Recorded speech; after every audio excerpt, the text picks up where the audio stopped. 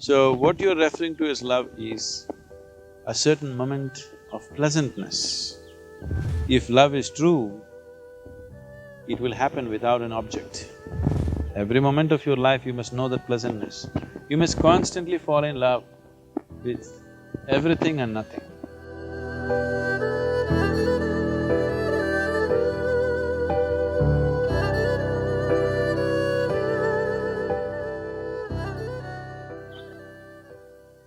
It all depends what is your idea of love, first of all. If you fell in love with one woman, one bird, one ant, one tree, and something, then your love is not driven by anything, you're just falling in love. If continuously you're falling in love only with women, that means your love is driven by your hormones. You better understand that.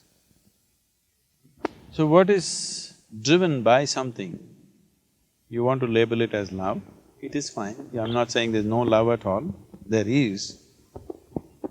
But what is true and what is not true is not something that you decide because of this, because of what happened or what did not happen.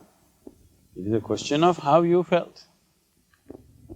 Whether it ended up in marriage, then you realize it was not love, or it did not end that way and you thought it was true love which was never realized. It's up to you how you want to handle it. But essentially, what love means is, if your physical body becomes very pleasant, generally we call this health and pleasure. If your mind becomes very pleasant, we call this peace and joy. If your emotions become very pleasant, we call this love and compassion. If your life energies become very pleasant, we call this blissfulness and ecstasy. So, what you're referring to as love is a certain moment of pleasantness. Now you believe somebody caused it in you, maybe somebody did trigger it in you, somebody did stimulate that in you or inspire that in you. But essentially it is your emotions turning very pleasant, which you call as love. So, if love is true, it will happen without an object. If it's really genuine, true love, what it means is, you have made your emotions very pleasant. Whether a man is here or a woman is here or a tree is here, an ant is here, elephant is here is not the point. You've just made your emotions pleasant. Everything that you behold, you have a certain pleasantness towards it, that is love. Now this continuously 1, 2, 3, 4, 5, all are women, it's driven by hormones. Nothing… I'm not saying it's anything wrong with it, but you must understand the limitation of it. So, if it ends up in a permanent bond in the form of marriage or whatever, then you think it's successful. If it did not, you think it's a failure. It need not be so. I would be happy if you fell in love with a 3 billion woman, and don't leave the other 3 billion men also. If you fell in love with 3 billion women, it wouldn't be hormonal, it would be just love. I'm in love with all the women in the world, and the men also, the ants also, and the very soil that I walk upon, and the very tree under which we are sitting right now. Whatever you behold, you have pleasant emotion towards that, is love. And love is not about somebody, it's about you being pleasant, truly pleasant. And is this right, wrong, this, that is not the thing. It is an intelligent way to exist. There is sufficient unpleasantness in the world. However carefully you walk, you will step into something or the other. When this is so, you don't have to manufacture your own unpleasantness within you. Only 3 times in your life if you loved, I think you're a misfortune, because the rest of the time, you have not known that pleasantness within you.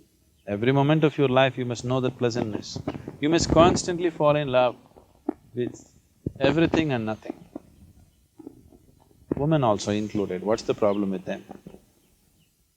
Because you cannot tie a bond with 3 billion women, you choose one. One is convenient. If you marry five, then you will find it's very inconvenient. Yes?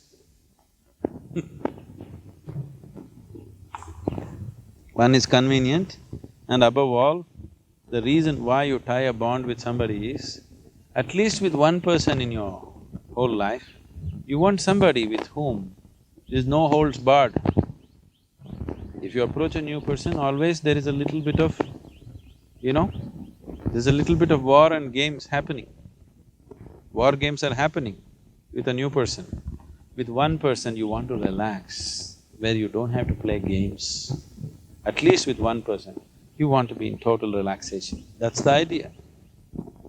Why you want at least one person in that is, still you have not reached a point where you are simply relaxed by yourself, with life itself.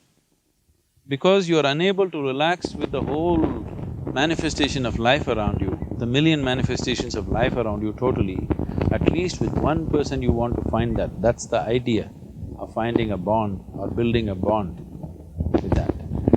So people who look beyond that are people, they don't value relaxing with one person because now they're able to relax with just about anything. They are totally at ease with everything in existence. Now they don't find the need to make a bond where only at one place some relaxation happens. Rest of the place you are warlike, always trying to protect yourself. One place where you can keep your defense mechanism down, because only when you keep your defense mechanism down, something beautiful can happen within you, and the need to protect yourself is gone. So the idea of forming a unit of family and the larger identities of community, nation and whatever else is simply to find a space where you can keep your defense mechanism down and just be in a certain sense of ease. Because only in that ease, the other possibility will find expression, otherwise you will be just like an animal, constantly trying to survive, preserve yourself. So, love is seen as a possibility to go beyond that instinct of self-preservation, where you're not trying to preserve yourself, you're trying to offer yourself to something or somebody. For that you don't need a person, you can just do it simply with life.